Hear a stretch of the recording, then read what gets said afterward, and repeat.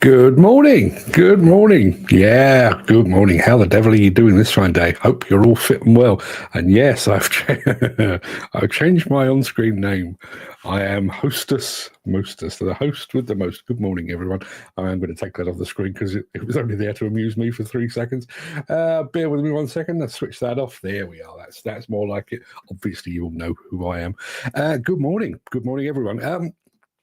I want to do something a little bit different today. Somebody's just popped into the chat. My apologies. Chris Ford is here as well. Good morning, Chris. I'll press your button, not in the biblical sense. There we are. There we are. There we are.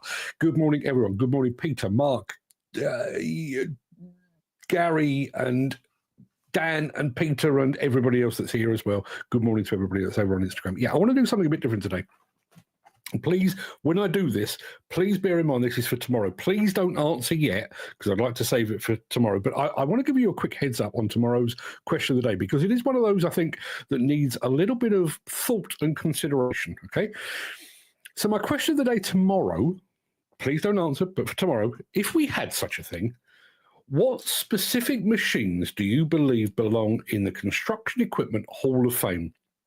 You know, machines that are so iconic or so ubiquitous that for one reason or another, they rose above everything else.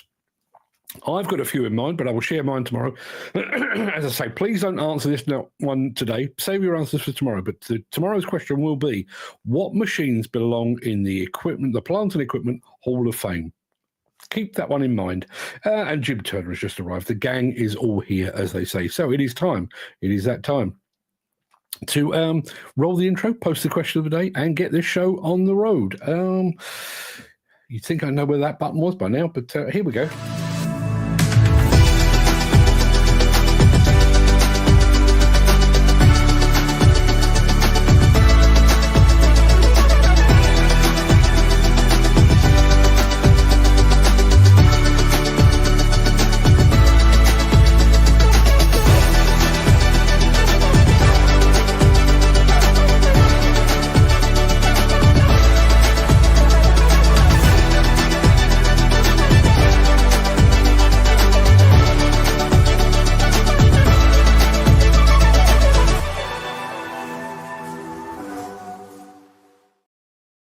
It is Thursday, the 30th of January. It's almost done. Welcome to the Breakfast Show. I am your host, Mark Anthony, the Walrus of Demolition, the host with the most, the Pratt in the hat. Yes, that's me. In today's show, no bull. This Indian backhoe is hot and it's spicy. We're heading down under for some epic mine reinstatement. As Caterpillar prepares to celebrate its 100th anniversary, we're taking a trip down memory lane. As we look ahead to Bauma 2025, we're going to take a look back at Kobelco's display at Bauma 2022. Plus, in my morning monologue today, designers and engineers in the demolition and construction equipment sector can achieve great things. But what could they achieve if we took off their shackles and allowed them to get truly creative? That is going to be our not our mystery machine, our morning monologue. Before we get to that, we do have mystery machine. And it's all over by the, well, I mean, we are playing for fun at this point because Dan Cullen has already won it. But here we go.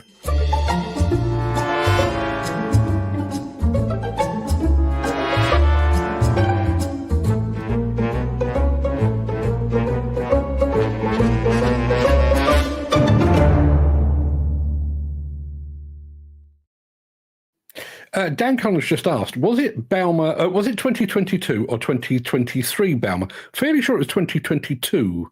There was one in 2019, 2022. It went back to October, but I'm fairly sure it was 2022. 2022 was also a ConExpo year, and they don't clash, so I'm fairly sure I've got that right. We'll come back to all of that in just a moment. We'll come back to the mystery machine as well. But the mystery machine, as I say, you're playing for fun because Dan Cullen has already got the 3rd month in succession under his belt. There you are. That's what we're looking for. I'm looking for a make. Oh, do excuse me. A make and a model, if you would be, well, so kind. Not a huge amount of clue, well, sort of. See what you can come up with on that.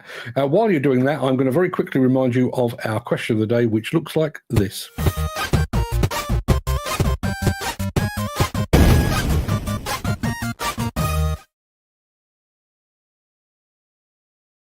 Yeah, our question of the day today is this. What is your go-to order if you go to an Indian restaurant or if you get an Indian takeaway? Do you go potty for poppadoms? Do you jump for jalfrezi? Are you mad for madras? See why they pay me the big bucks, can't you? Personally, I'm all about the chicken tikka biryani these days, but I do occasionally get the urge for a vindaloo. Usually if I've had a really hard week, for some reason my body says, you need to spice it up a bit, fella, and that's what I go for, the vindaloo. But what about you? Now, we have had a couple of answers on this. What do we got?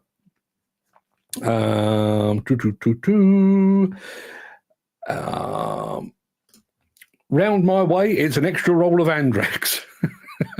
Okay. Gary Muirhead says, chicken tikka masala, invented in my very own hometown of Glasgow, one of our finest Indian restaurants.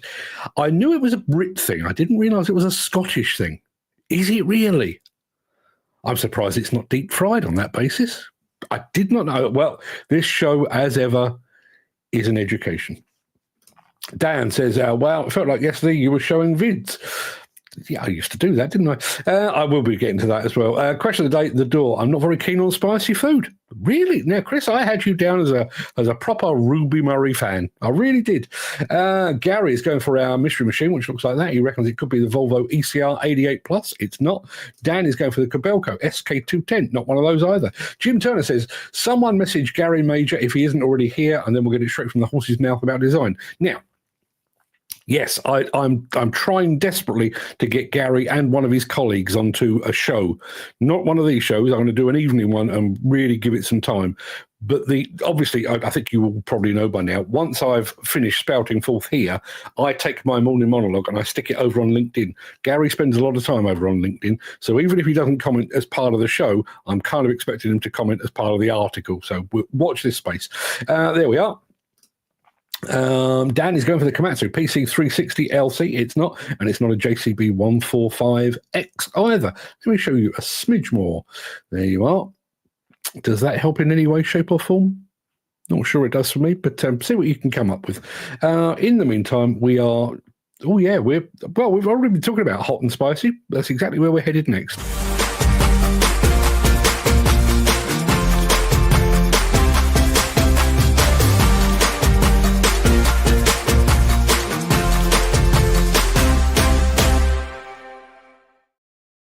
Yeah, we've featured the Indian manufacturer Bull, Bull here in previous shows.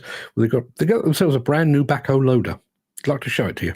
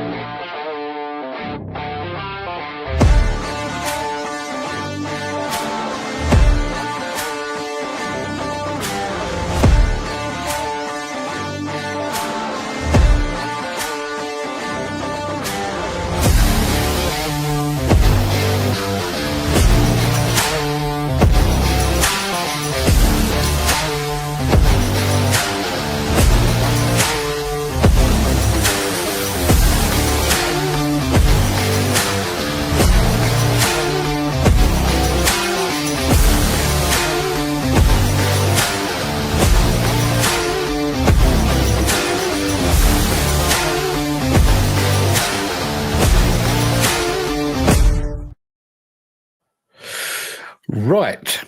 We'll come back to all things Mystery Machine in a second. Jim Turner says, question of the day, don't really have Indian takeaway. Apparently. Yeah, listen, I'm sounding like a local every single day. But I do love good quality poppadoms and onion barges. Onion barges. I can eat onion barges till the cows come home. For the curry, probably korma or madras with plenty of salad and dips. Yeah, the salad and the dips are a key fundamental, aren't they? Bit of the minty yogurty stuff, that sort of stuff, and mango chutney. Have you ever had mango chutney, by the way, in a toasted cheese sandwich? That's a thing. I was about to say we're going back to the mystery machine, but we've already got a winner, so I'll come back to that in just a moment. The daughter just phoned me. She was a good skater years ago. She said so and so was on the plane that went down in Washington. Not a good start to the day. Yeah, I must admit. It was only when I sat down and I saw Dan had been talking about that crash over in the States on the WhatsApp group. I was completely unaware. I literally got up, showered, came into the office and started putting the show together, completely unaware. So I'll go and do a bit more with that. We've had a question here from Chris Ford who says, do bulls do excavators? That's a good... let's have a look.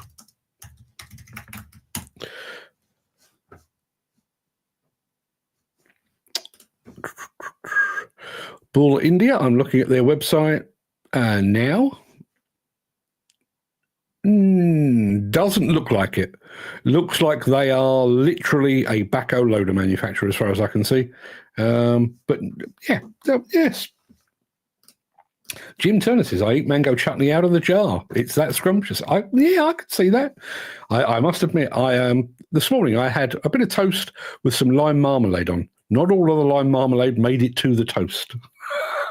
Dan says, was a Chinese restaurant all-you-could-eat buffet? 23 pounds. Yeah, we had there's one near us, which is called Tasty China, but we all refer to it in this house as Dirty China. It's a real cheap and nasty, well, used to be cheap and nasty Chinese restaurant just up the road from here. And their all-you-can-eat buffet used to be 18 quid, and you could really, really get stuck in for 18 quid. They must have cottoned on because it's now 32 quid, which is nowhere near as much good value. Now, I did say we had a winner on the mystery machine. It will come as no surprise to learn who it is. Dan Cullen basically hit the post with the Liebherr 9400. He hit the other post with the R9200 G7. And then, having reconsidered, he decided it was that, the R9300 Generation 8, and he is absolutely on the money. In actual fact, that machine will be on the show tomorrow, and there it is in all its glorious white glory. Yeah, fantastic looking piece of kit. I have a funny feeling there might be one of those at Bauma this year. Can't be sure, but they may be. Mick says there was a picture on the old school demo site a little while ago, a machine called a scooper. Anyone heard of it? I've never heard of a scooper. I've heard of a pooper scooper, but I've never heard of a scooper. Oh dear. To anybody Chinese that's watching this show, allow me to apologize in advance. Gary Muirhead says the best-selling cookbook in China is How to Walk Your Dog. On the same sort of line, I saw the other day there was I think he was Japanese, but a Japanese lookalike of Dwayne Johnson who goes by the nickname The Wok. I thought that was fantastic. Farid Abbas says, combien to you, sir, wherever in the world you are. Chris Ford, I think I misjudged the size of the mystery machine. Yes, it's it's several hundred tons, and he was going for a bobcat. Yeah. You didn't even hit the post. You wouldn't have even hit the corner flag. You just kicked that into row Z. But yeah, it was a brave attempt and no mistake. Where are we going next? Yeah. We occasionally touch on mining here, and obviously mining involves big machines. Never really considered that putting mines back together again, the reinstatement part, would have equally big machines, but they do. I'll show you in a sec. If you are enjoying this episode, please consider supporting the show. You can leave us a tip at buymeacoffee.com/demolition news. This is the comment of the day, by the way. Mick says, turn it up, Gary. The hound gave the laptop a funny look when Mark said that. That was Walk the dog. Yeah. Sorry, Mick's hound. Jim Turner, we've got spring water, pronounced spring water in our local dialect, not from us. All you can eat, and it's bloody lovely. I'll add that to my list. I once considered compiling a list of not restaurants, but cafes. The kind of place that you'd stop in on your way to work or at lunchtime. Roadside cafes, service stations. Bit more rough. Well, basically the places I like to eat, a bit more rough and ready. And I'm sure I've mentioned this before. I discovered one once, about half a mile away from the front door of Kobelco, UK, up in Tame in Oxfordshire, and it was recommended to me, and I thought, yeah, I'll give it a go, and it was a porter cabin by the side of the road. And I walked in, and in the middle of the floor there was a bucket catching rainwater because there was a big hole in the roof. But man alive, could they do a breakfast? Best one in South London is called the Golden Stool. I don't believe that for a minute, but I do think that's funny. Chris Ford said, Gary rather saying, me too, Chris Ford. Yeah, I think your one a little bit small. Don't know why, but you did. Yes, mine reinstatement. Let's go and take a look at that, shall we?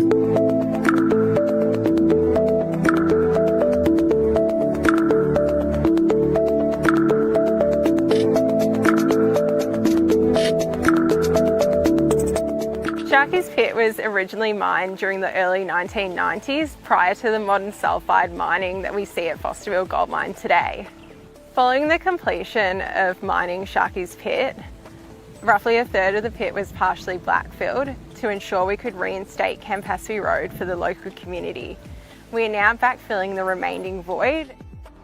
The open pit there's about 820,000 cubic metres of void, and we're filling the pit from previous overburden that's been taken out of Sharky's Pit and also to Robbins Hill. We chose Yellow Iron Fleet as the contractor for the project.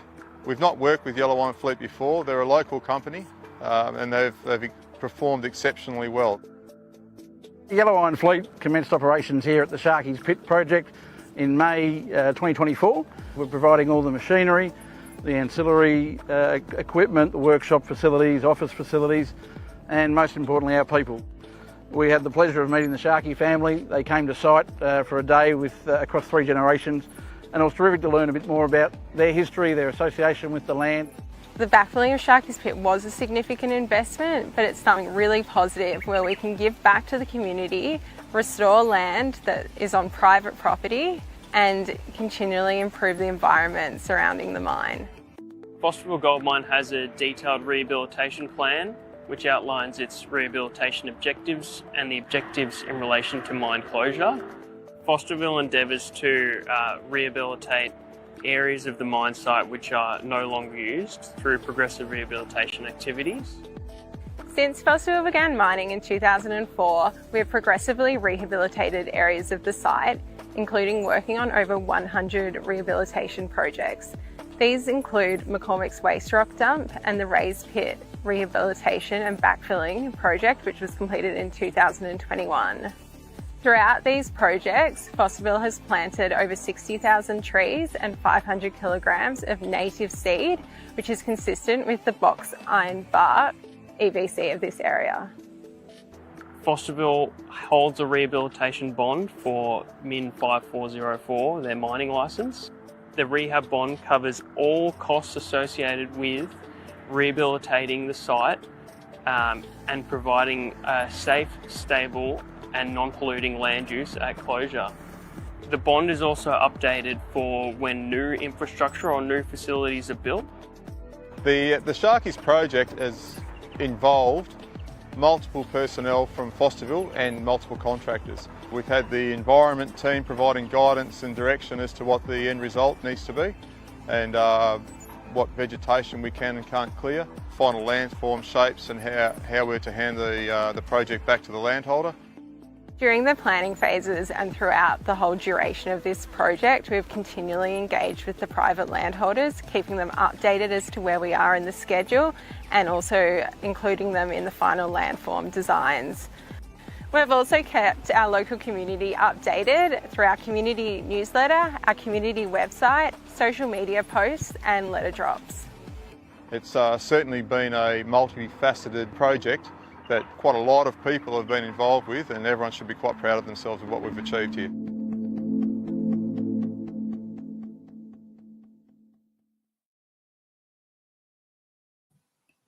Pretty good, that. Thoroughly enjoyed it. Good morning to everybody that's just joined us over on Instagram. Let's have a look. Dan Cullen says, best, some of these roadside calves are the best. There's one, and I'll personally recommend this. There's one on the M20 at Rootham. That's Wrotham, Rootham, down, kind of the Surrey-Kent border. That's an absolute belter. You do look a bit of a twat if you go in there in a suit, I have to say, and I've done that a few times, but and it's an absolute belter. Jim Turner says there was a super scoop in the, I think, late 60s to early 80s. I don't remember that at all. Looks a bit unconventional, will probably dig very heavy gear. I think the old fella saw one when we were doing the M18. No recollection of that at all. And I've just looked it up, couldn't see anything there. And Jim reckons it could have been a Kooring or some similar name. Well, maybe. Mick says, yes, Jim, it was a strange format on the arms, weird looking thing. Don't remember that at all. Gary Muirhead back on the right mine reinstatement. We've got an old quarry in Edinburgh that's now a wave pool for swimming and windsurfing.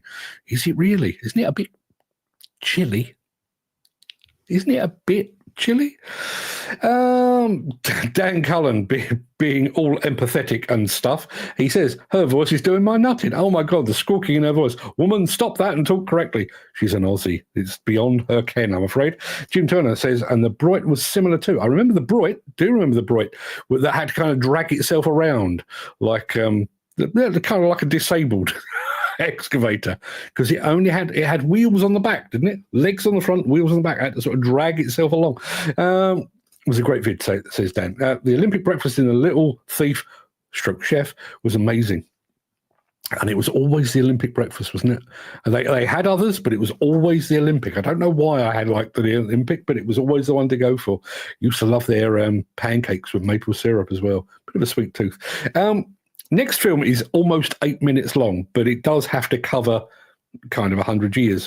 So we'll be right back after Since the finance bill came into effect in April, the construction industry has seen a surge of fuel thefts.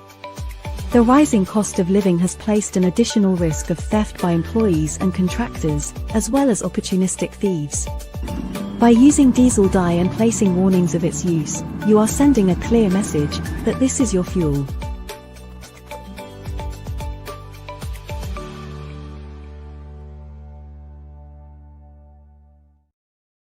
Yeah, in just a matter of a few weeks, Caterpillar, the mighty Caterpillar, will be marking its 100th anniversary. Now, I realise that doesn't make it as old as some of the other companies. Whack-a-nice, 175 years old and stuff.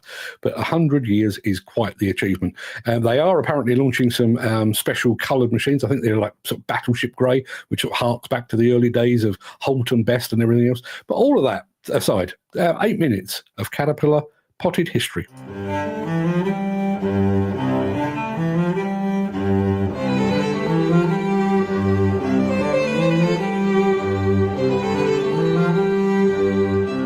We're here at the Hagen Museum, and we were built in 1931 as both a fine art and regional history museum. And so a lot of our history side goes back to early innovations and agriculture here in town. You are in the Holt wing of the Hagen Museum, which was our most recent addition in the late 70s.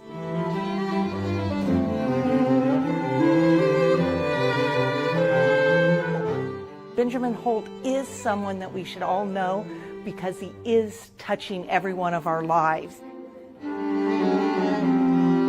He originally started making wheels that were used a lot in tractors, but eventually was attributed with being the inventor of the track type wheel that is on tractors that worked well in the peat soil for agriculture here in our community, and really revolutionized some of agriculture and has helped us today be the breadbasket of our country.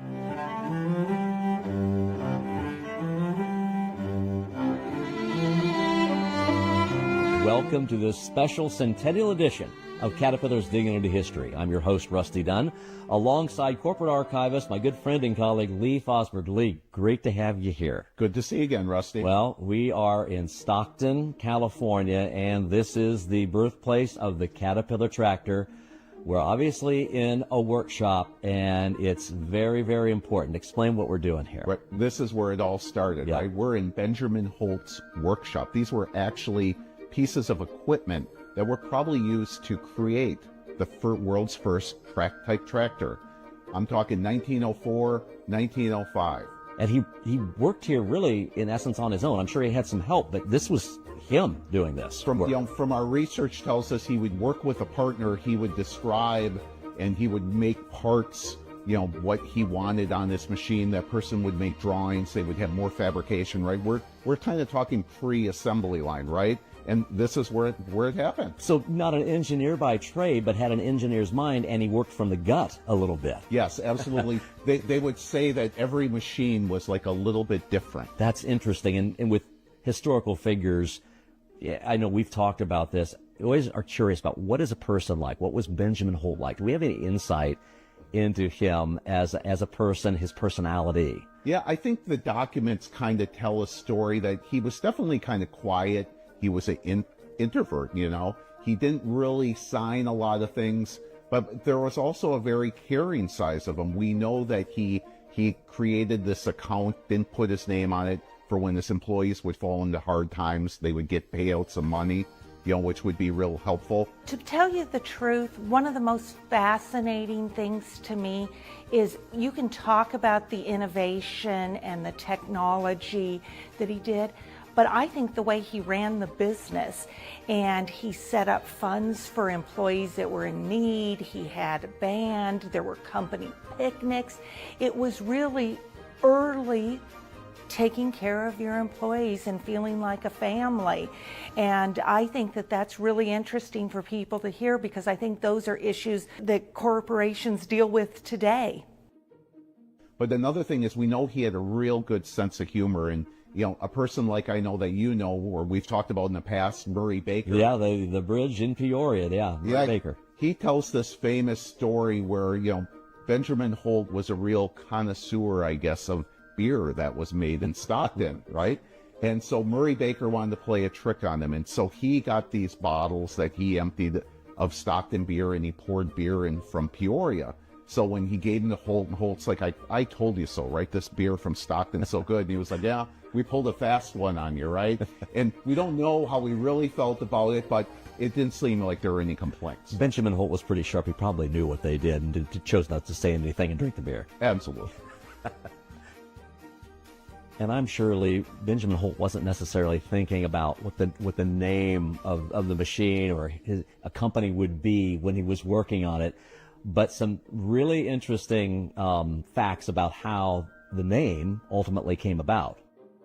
For people who aren't familiar with our area, there are islands out in the Delta, and unless you really see an overview, it's hard to imagine the waterways that come through here.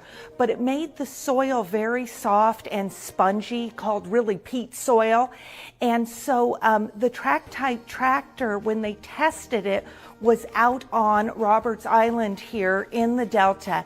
And the story is, as it was bouncing up and down, one of the people that was there at the test said it looked like a caterpillar. So Lee, they came out of the field, he heard the name for the first time, Caterpillar, but he wasn't necessarily a fan right off the bat. You know what, Rusty? He hated it. I mean, he not only hated it, he had his own little list of names, right? And believe it or not, one was called Mud Turtle. Mud Turtle. Doesn't exactly roll off the tongue like Caterpillar, okay, and I think there were others, a little plainer, I think railroad engine, paddle wheel, or the platform engine. So we're glad he finally came around to being convinced that was the name. Yeah, I mean, can you imagine our shirts instead of saying cat would say Mud Turtle? And I love the fact we can be in this workshop, tell the machine origin story, but it is as much, talking about the name, a brand origin story too. Right, yeah, if you were in marketing, right, you might say that was the most important part of the story. And really the reason why Benjamin Holt, he invented the first commercially successful track-type tractor. But like any kind of technology, people would chip away at his market share, right? But and because he invented the first one, they called their machines Caterpillar, right? He had to fight all the time to protect that trademark. Even the company he merged with, called the CL Best Tractor Company, they admitted they called their machines Caterpillar. So think how our world would be different today, right, if it wasn't for the name. Lee, let me ask you, as a historian and archivist, what's it mean to you to be able to talk about history, but really, literally stand in history. Well, you know, I feel like, Rusty, we've been transported back, right, for 100 years, right? When we get back to home, we'll be looking back to the future. And that's what I feel like being. And it's so exciting that we're going to be able to talk as the year goes on all those decades and all the developments. So excited to bring to everyone more Centennial Edition Digging into History episodes. Really appreciate you being here with me. Thanks again, Rusty.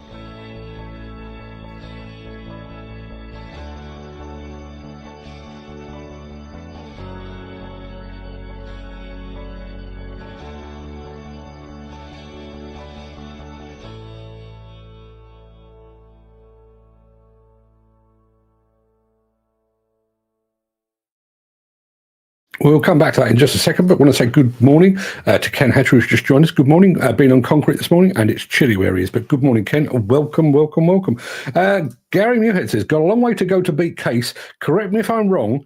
They started in 1842. I knew that rang a bell. I've got a hat that proves it. Yes, Case, 1842, so a wee bit older than Caterpillar, but yeah. Let's have a look. Wow, that's interesting, says Dan. That's how the name was born. Very interesting. Whitewashing best out of the story so far. He got to mention at the end, but yeah. And Mick says, maybe we need to do more of that. I got to admit, one of the best videos you put up, Mark. Thank you very much indeed. I have nothing to do with it.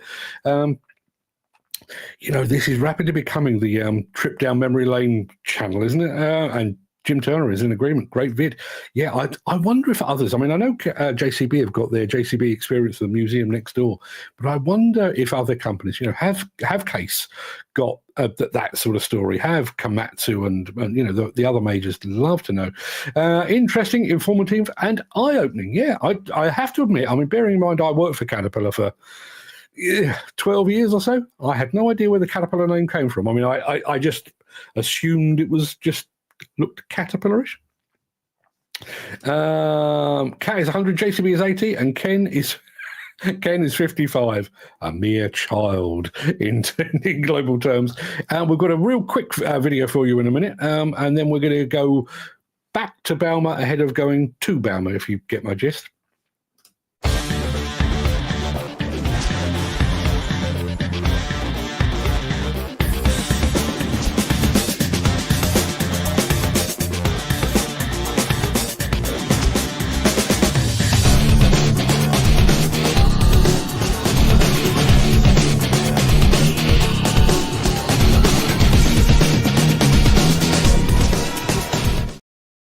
I don't think there's any question that Brock remote control machines, demolition robots, are pretty damn special. Very, very good indeed. One of the reasons they're special is because they use data attachments.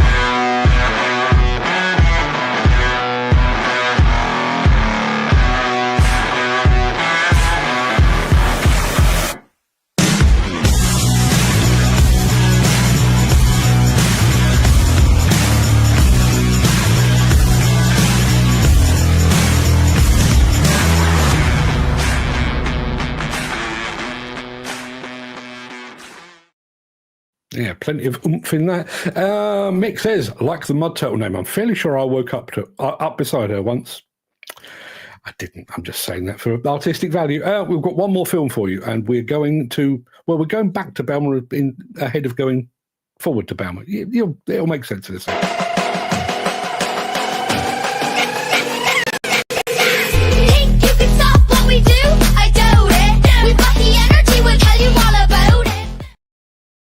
Yeah, one of the big, obviously the biggest stand is always Liebherr. One of the biggest is Caterpillar and so on down the line. But one of the most attractive, unquestionably, is always the Kobelco stand.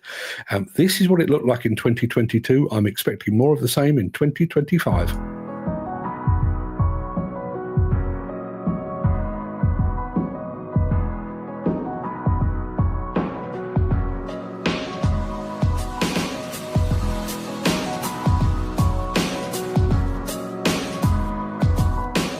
Hi, I'm Stefano.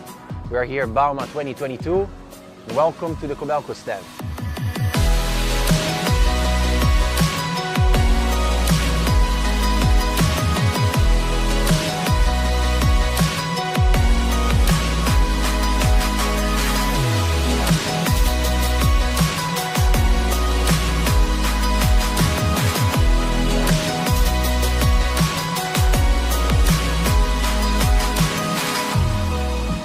This year we have a huge stand with a lot of machines going from mini, middies, heavies, demolition machine and cranes.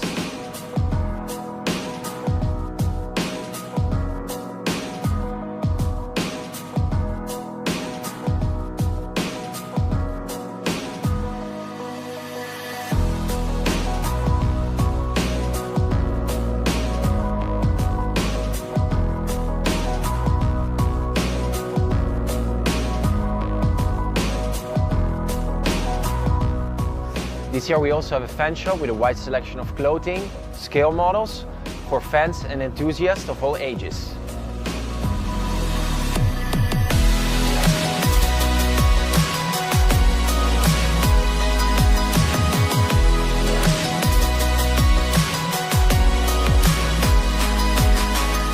We had a really great show and we can't wait to welcome you back in Bauma 2025.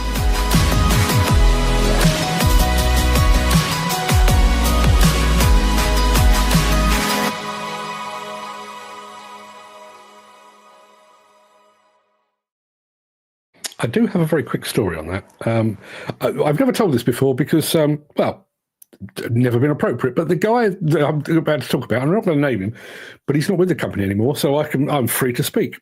I went to the Kobelco stand at Bauma 2022, had a good nosy around, had a look at the big SK1300, shot videos, shot everything else. Anyway, met up with one of the Kobelco guys.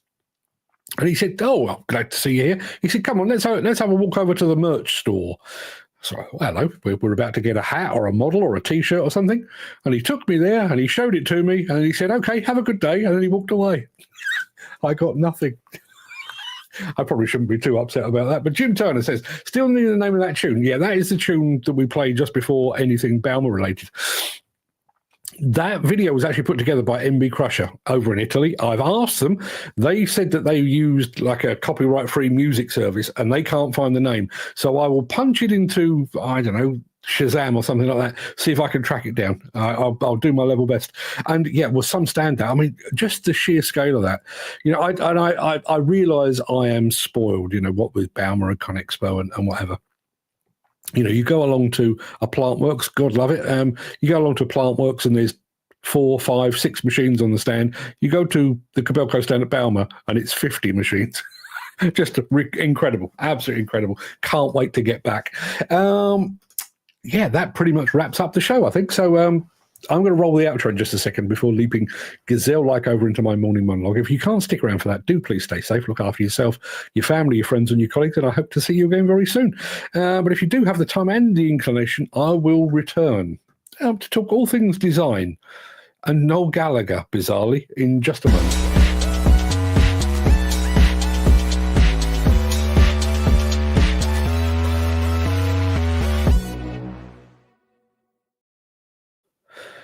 There is a very famous interview with Oasis songwriter, guitarist, and sometimes singer Noel Gallagher, in which he rails against the notion of giving the public what they want and creating art to satisfy popular demand. In typical Noel Gallagher fashion, it gets quite sweary at times, so I've paraphrased it and toned it down, but this is largely what he said. The consumer didn't want Jimi Hendrix, but they got him, and it changed the world. The consumer didn't want Sgt. Pepper's Lonely Hearts Club Band, but they got it. They didn't want the Sex Pistols, but they got it. Screw the customer. The customer doesn't know what he wants. Do you think fashion would stay the same if they asked the customer what they wanted to wear next summer? Fashion doesn't focus group its customers. Customers are idiots. 99% of them are idiots.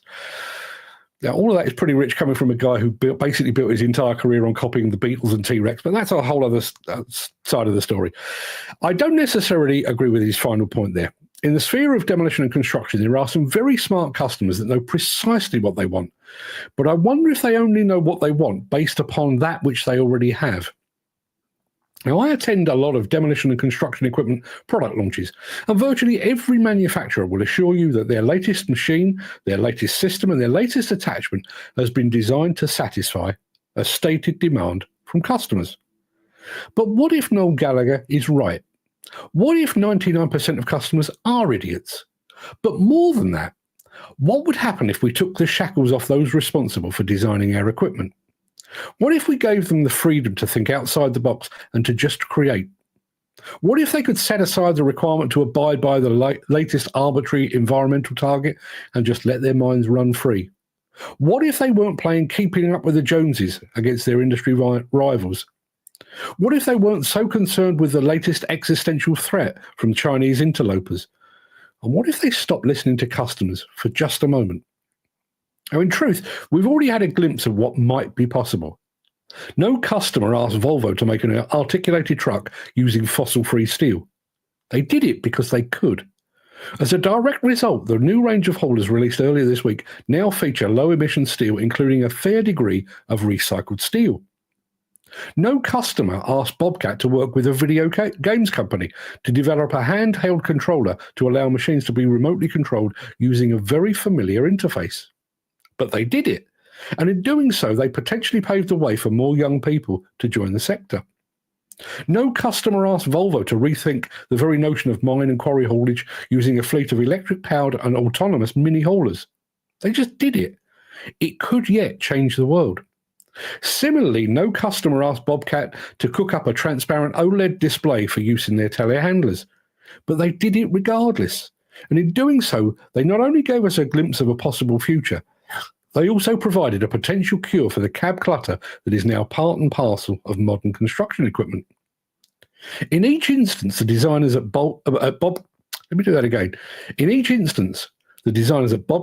and Volvo took bold steps ahead of customer demands and ahead of customer expectations. You see, here's the thing. At the beginning of each season of Britain's Got Talent or X Factor, there is a stated desire to find the next Amy Winehouse or the next Ed Sheeran. But we already have both of those things. We also had a Frank Sinatra, which is why Michael Bublé is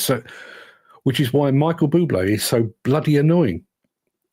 Rather than sticking with a proven formula and repeating what has gone before, regardless of how successful that might have been, surely we should be looking for the new and the exciting and the inspirational. If we don't, we could end up with an industry that is homogenized. Look at modern cars. They all look exactly the same. With just a few notable exceptions, they're all lacking in character and personality. We look back fondly at the Jaguar E-Type, the VW Beetle, the original Ford Capri, and the Aston Martin DB5, not because they look like everything else, but because they look nothing like everything else. The team at Volvo BM that created the original Gravel Charlie didn't seek guidance from a focus group. They identified a problem and they solved it. They solved it in the 1960s and they're still solving it today. The JCB 3CX came not as a result of a customer survey. It came from Joe Bamford's single-minded vision. Half a century or more on, the backhoe loader remains a mainstay of his company and of the industry. All of which takes me back to my original point. What would the industry look like if we just took the shackles off those responsible for designing it?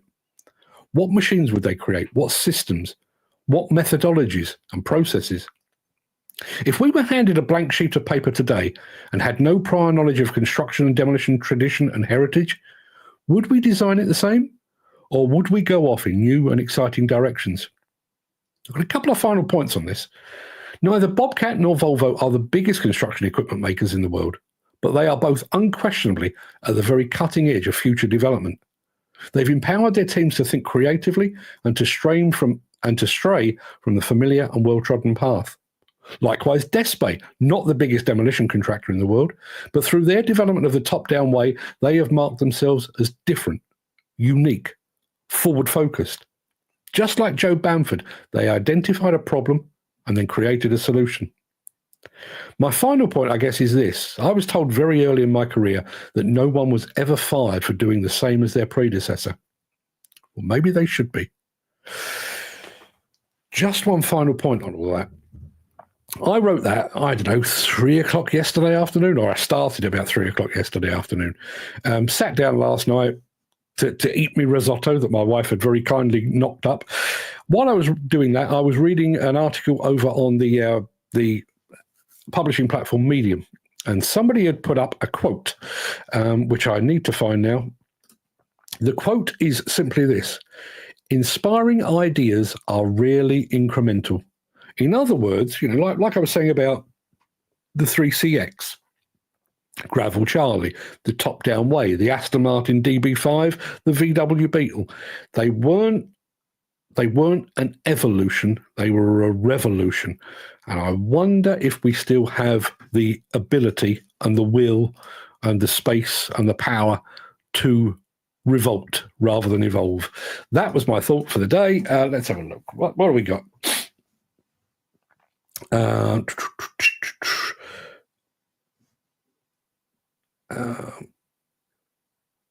Dan Cullen getting suited up like an Oompa Loompa. Yes, he's on the asbestos at the moment, so he looks like an urban spaceman. Mick says, sound like the MB Crusher is a DJ at the Ministry of Sound.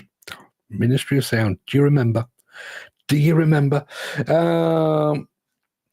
Suiting and master are a nightmare, but worth it. Yeah, absolutely. Gallagher could only wish he was fit enough to tie Hendrix's shoes up. Yeah, as I say, he spouts forth on the subject, and I mean, I'm not a big Oasis fan anyway, but he spouts forth, and he basically copied his entire back catalogue from either the Beatles or T-Rex, or sometimes he merged the two together. So hardly the right person to talk about originality, but I did particularly like that quote, so that's why I used it. The customer needs showing that they don't know they need. Showing that they don't know they need, and that's done by doing their work faster and cheaper than they are currently doing it. But that takes bravery through development. This doesn't appear to happen as much as it used to. Somebody actually mentioned it may well have been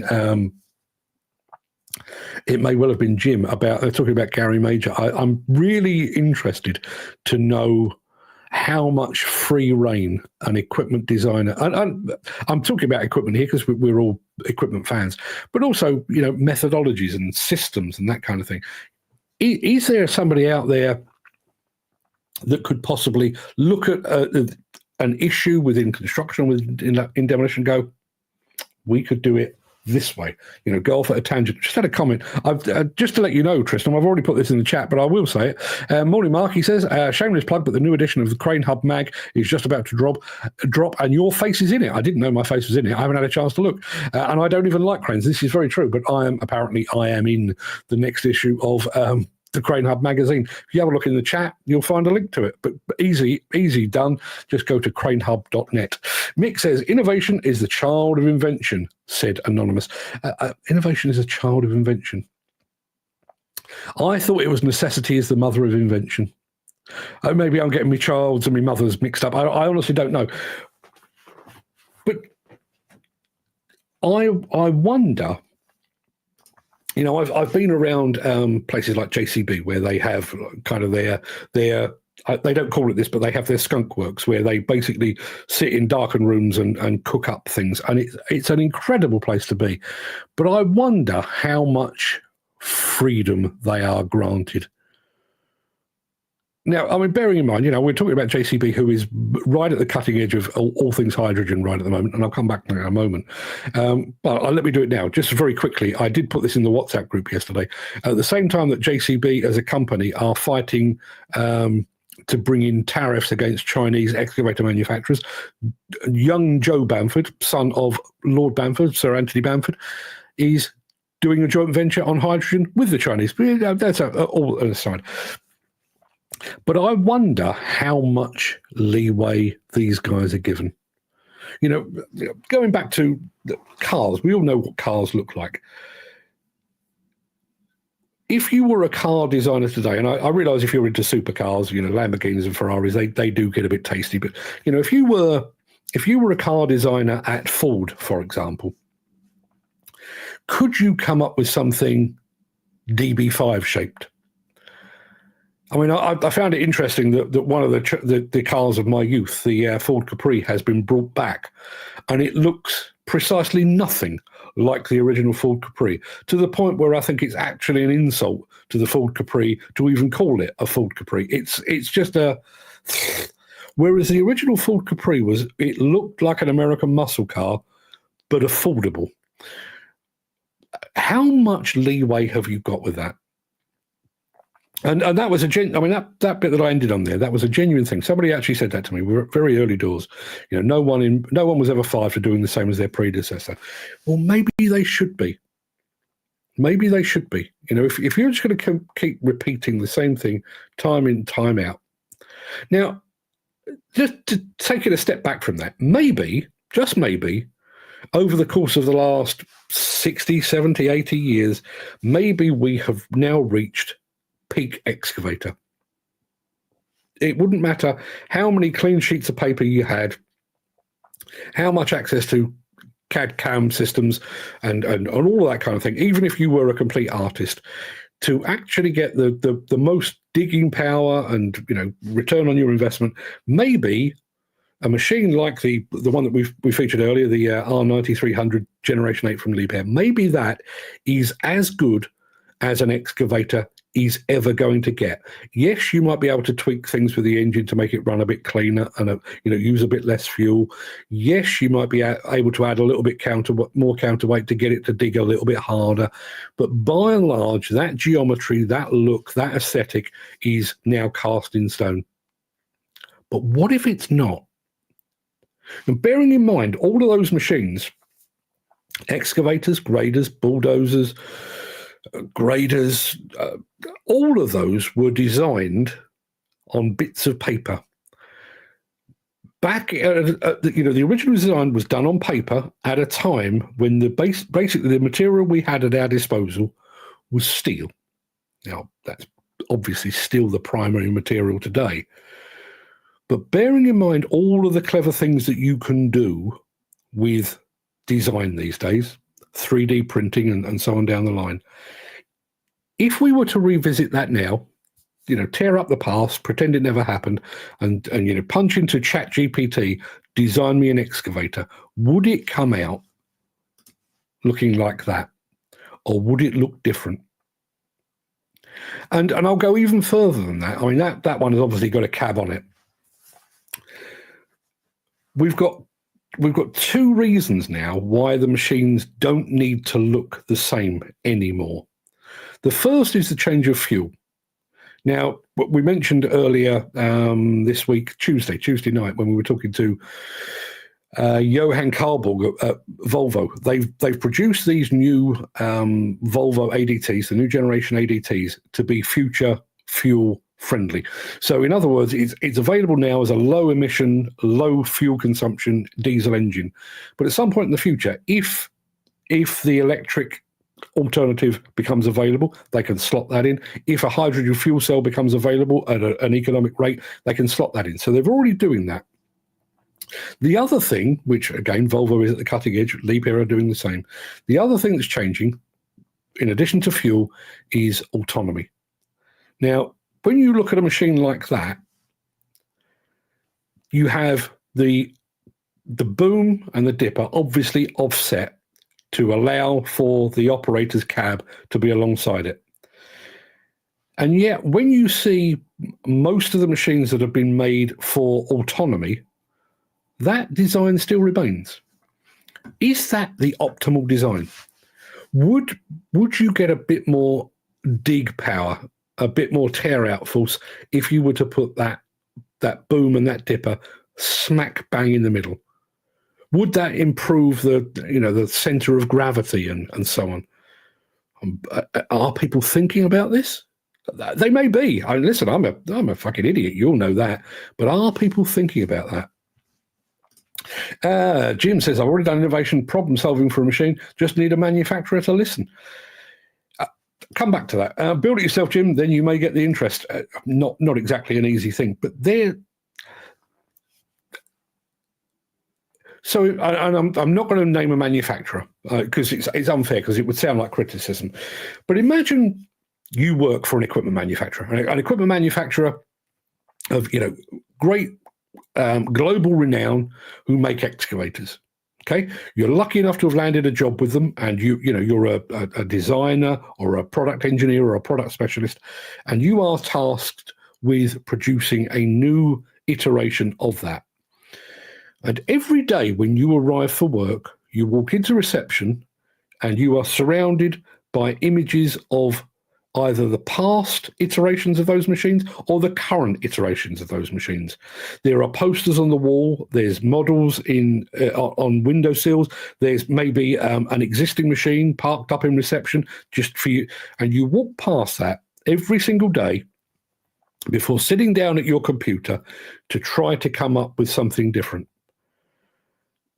Surely that will be subtly playing in the back of your head. What is the word I'm looking for? I can't even think of the word. Subliminally, that's the word. Surely that will be playing subliminally in your head. You know, I'm sure you've all seen the Darren Brown TV shows where he keeps showing, without announcing it, keeps showing people, like a red bicycle. And, I need you to choose a gift. I'd like a red bicycle. I don't even know why I said red bicycle, because they've been exposed to red bicycles day in, day out for a period. I wonder if it's the same. Now, again, I will go back to my previous point. Maybe we have reached peak excavator. Aside from making them a bit cleaner and a bit more powerful, we've perfected the geometry. But are we sure of that? And what if you dragged somebody in from the automotive business or the aerospace business and said, look, here's what we need to do. We need to dig a hole, or we need to demolish a building, or whatever it might be. Create something from scratch to do that. Would we do that? I've said this before. I'll say it again because I still believe this to be true. Excavators were designed to dig downwards. Demolition has bastardized them to make them work upwards. Given what we know now, do we still believe that that was the best way forward? And not just that, I realise that high-reach excavators are not a volume product, and therefore not many excavator manufacturers really want to be doing that. They'd much rather produce volume. 100,000 are exactly the same thing. But if you presented an engineer or a product specialist within an excavator manufacturer and said, we need to demolish a building of 22, 24 stories high, what you got? Would they bastardize an existing excavator to operate in completely 180 degrees from where it's supposed to operate? Or would they say, I've got an idea? Would they come up with the top-down way? Would they come up with something else? That's my question. What if we were to take their shackles off? And I'll just go back to that quote. Incremental ideas are really inspirational. Think about this dog and pony show that I have here. I could quite easily sit here and produce a magazine. Been doing it all my adult life. Could quite easily do that. But why would I want to do that? There are other people doing it very, very badly in my part of the world. But why would I want to be part of that? I'd much rather do something completely bloody different. Have we? I don't know what happened to my voice there. Have we shackled our designers and our product developers to the point where they are basically now required to keep producing the same thing over and over and over again? That's my thought. Love to get your thoughts on it. Love to get Gary Major's thought on it. As I say, I've been in communication with Gary about doing an evening show where I'm going to sit down and ask him these very questions. I'm not going to focus on individual machines. I'd much rather, how do you go about it? What is your starting point? Do you I don't know, are you walking down the street, see a car that you like the look of and think, oh, that would work as a wheel loader? Are you doing that? Are you given the freedom to do that? How many of those... you see it a lot in the car business, particularly it's the Geneva. The Geneva car show is always filled with these unbelievable concept cars. The manufacturers put millions into creating a concept car that will never ever see the light of day. Is there a bunch of concept machines out there that we've never seen? Gary says Marco Lorini is doing that just now with his demolition machine. Setanta, he is, which is in the spray shop at the moment, apparently. Do need to get myself over there fairly soon. But again, listen, there is no possible exception of Gary. I don't think there is anybody in the world that admires Marco Lorini more than I do. But despite the fact that he is the Willy Wonka of the demolition business, despite the fact that he has got the wherewithal and the capability and the brain power to go back to square one, what he's actually produced is still an excavator. You know, the Setanta machine, it will look fantastic. It will have all the Italian flair. It will be marvelous and fantastic, but it's still just an excavator. It's still just a compromise of a digging machine made to flip, basically. Maybe it's a familiarity thing. Maybe, going back to, you know, customers are idiots or customers are familiar with certain things, maybe if you would have come up with something that was so completely revolutionary, the entire industry would go, what the fuck are you playing at? We don't want any part of that. Maybe there's a degree of that. But I do wonder what could be achieved if you just sat some really smart people in a room and said, get creative. Knock yourselves out. Get creative. I'd love to see it. I'd love to see it. Anywho, people, that's it for Thursday. We're back tomorrow for the final show of the week. We have got the R9300 Generation 8 on the show tomorrow. So if you fancy seeing that, we've already shown it to you as a mystery machine. We're going to show it to you in the flesh, as it were. So if you fancy a bit of that, please join us for that. Until then, everybody, have a fine and splendid day. Just so you know, and I'm kind of preaching to the converted, but when this show is over, I take that morning monologue and I put it up on our buymeacoffee.com/demolition news website, but I also put it over on LinkedIn. There's a LinkedIn newsletter called Demolition Insider. If you search for Mark Anthony over there, you can find it. You can subscribe to that and have it delivered direct to your inbox if that's the kind of thing you're into. But if you are on LinkedIn, please go and give it a look and have a comment as well. I think a demo machine will be better with a telescopic arm with the operator level up level with the work. There are telescopic machines out there. I know Kokurik have done a few of those. I'm fairly sure Lorini may have done a few as well. Senebogen have certainly got the elevating cab on some of theirs as well. But to my mind, that makes perfect sense. You know, what is one of the biggest challenges of operating a high reach machine? It's visibility. Well, put the operator up where he can see clearly what he's up to, particularly when you're talking about a machine where you're working 60, 70 meters up in the air. You know, I'm sat here wearing glasses. I couldn't see what an attachment was doing 60, 70 meters away, not without binoculars. And I don't genuinely believe that operating with levers there, looking at a screen over there, feels unnatural. That's my thought. And Mick says, stay safe, gents. The hound's trying to get over the walk. And then the arm would retract as the work got lower. Yeah. Doesn't that make perfect sense? Doesn't it make perfect sense? And not just would the arm retract, but as you reduce the center of gravity, you can switch out attachments. And rather than going for 70 meters with a little 1.5 ton attachment trying to snip its way through, by the time you get down to, I don't know, the 8th or 9th floor, you've got a sodding great attachment on there that can really get the job done. Listen, Jim, come the glorious revolution, mate, when you're in charge. I look forward to seeing what the industry looks like. But until then, people, have a fine and splendid day. I'll see you tomorrow at 10 a.m. for yet more of this old nonsense. All the best.